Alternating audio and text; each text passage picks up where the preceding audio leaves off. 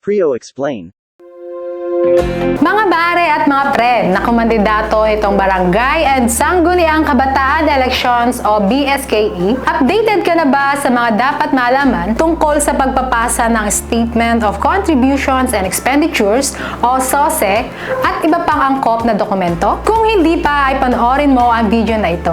Papaano nga ba ang proseso sa pag-file ng SOSE? Una, i-download ang SOSE forms mula sa link na ito. Pangalawa, i-encode ang mga hinihinging informasyon sa nasabing form gamit ang computer. Tiyakin na kompleto at tama ang impormasyong ilalagay dito. Pangatlo, mag-print ng 4 na kopya ng mga sinagutang SOSE form, pirmahan at ipanotaryo ito. Pang-apat, i-scan ang notaryadong SOSE at iba pang dokumento na ibabasa. I-save ang soft or electronic copy or PDF file format ng mga nasabing dokumento sa isang external storage device o USB o flash drive. Pang-lima, isumite ang soft or electronic copy at 2 hard copy ng SOSE sa Office of the Election Officer kung saan naghain ng kandidatura. Ang huling araw ng pagpapasa ng SOSE ay sa November 29, 2023 lamang. Pang-anim, maaaring magpasa ng SOSE ang otorisadong kinatawan ng kandidato ng huli kung siya ay mayroong dalang nilagdaan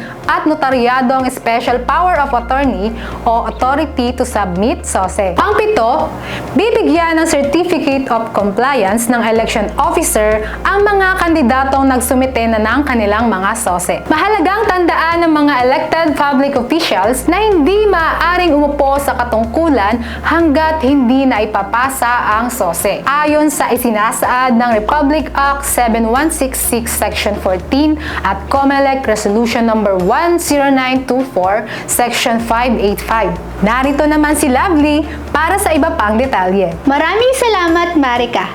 Narito ang ilang paalala na dapat malaman ng mga kumandidato sa nakaraang BSKE 2023.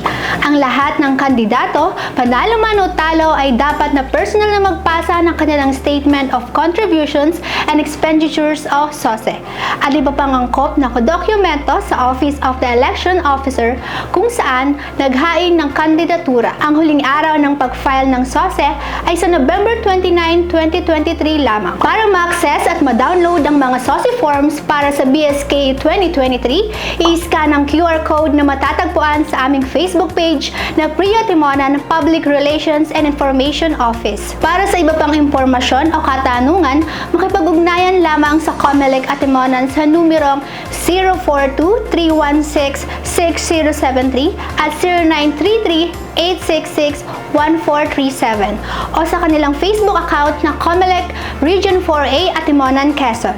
At syempre, huwag kalilimutang i-follow ang TikTok account na ito at ang aming Facebook page na Prio Timonan Public Relations and Information Office.